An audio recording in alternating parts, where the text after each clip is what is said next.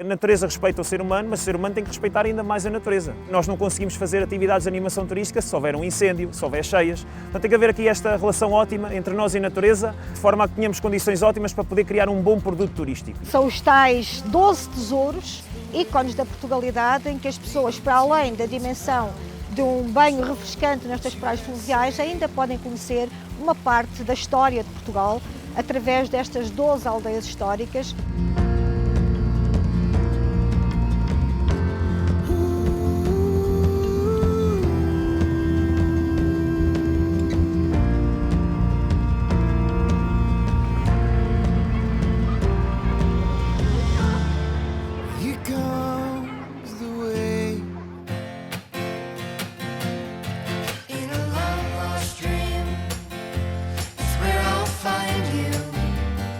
Era uma lacuna que na altura nós identificámos no Concelho de Pampilhosa da Serra.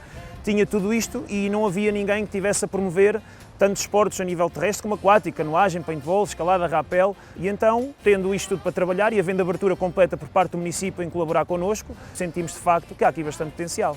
Quem nos procura muito isso também. Relaxar na natureza e ao mesmo tempo que estão a relaxar, têm aqui à distância de 10, 15 passos, montes de atividades para fazer. Eu diria que o nosso público-alvo é precisamente esse. Não só as famílias que nos procuram, mas também aqueles grupos que procuram algo diferente, fugir da rotina urbana e que pretendem um contacto direto com a natureza. Esse é o nosso público-alvo.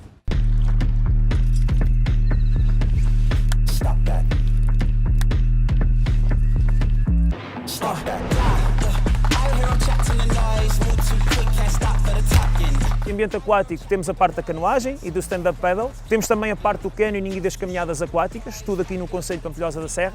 E depois em ambiente terrestre temos a parte do BTT, do paintball, da escalada, do rappel, do slide, do laser tag, por exemplo.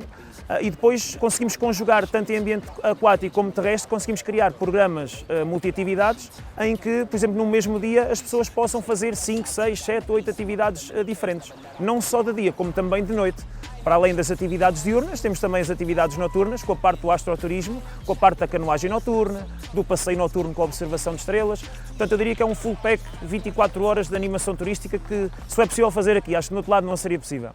We've had up, we've had down, we've had warm nights, we've gone round. Nós temos um conjunto de princípios que nós aplicamos no nosso dia-a-dia, não só durante as atividades, mas no pré e no pós-atividade também, que passa por desinfetar os equipamentos, por lavar e durante as atividades respeitar a própria natureza, não é? Não é irmos numa caminhada e irmos arrancar as folhas todas que apanhamos pelo caminho.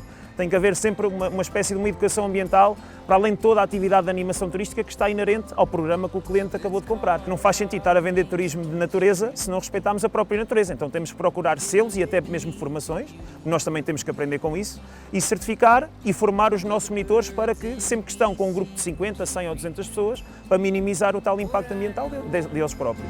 This much is true, there ain't a tree within Ely.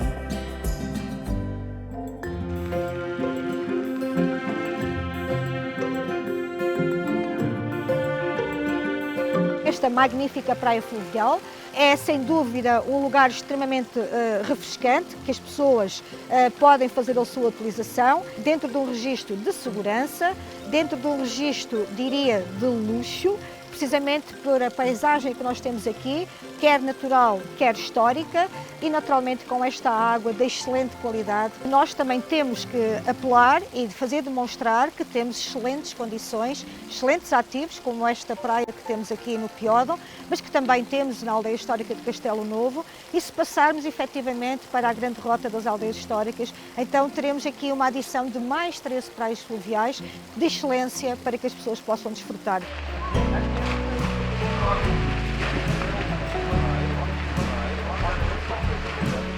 Primeiro, estamos a falar de aldeias históricas de Portugal, são ímpares, não há mais nenhuma, como deve imaginar, somos 12. São os tais 12 tesouros, ícones da Portugalidade, em que as pessoas, para além da dimensão de um banho refrescante nestas praias fluviais, ainda podem conhecer uma parte da história de Portugal, através destas 12 aldeias históricas, um projeto extremamente emblemático de proteção, preservação daquilo que é a nossa identidade mais acentuada da Portugalidade, e naturalmente que vocês podem visitar as aldeias históricas, lançando aqui o desafio também de poderem recorrer a um sistema de mobilidade em que podem fazer uma reserva de uma viatura, podem, se quiser, nem sequer vir em viatura própria, podem utilizar o comboio, podem utilizar o autocarro, basta para o efeito fazerem um pedido na nossa plataforma, no nosso site www.aldeiashistoricasportugal.com.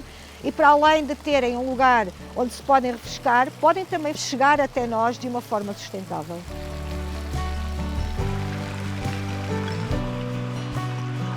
Nós temos tido aqui sempre uma aposta cuidada naquilo que é a qualidade das águas. Portanto, estas águas são determinantemente monitorizadas. Por outro lado, também procedemos aqui à reciclagem. Temos também a lotação, portanto, excedendo essa lotação, de facto, não queremos que fique sobrelotada estas praias. Para além disso, nós não trabalhamos apenas a sustentabilidade na sua base ambiental e, neste caso em concreto, aliamos sempre aquilo que é a dimensão social, degustar ou comprar os produtos locais e, de facto, é algo que as pessoas podem ajudar as economias locais e nós ajudamos quem nos visita a ter uma experiência memorável.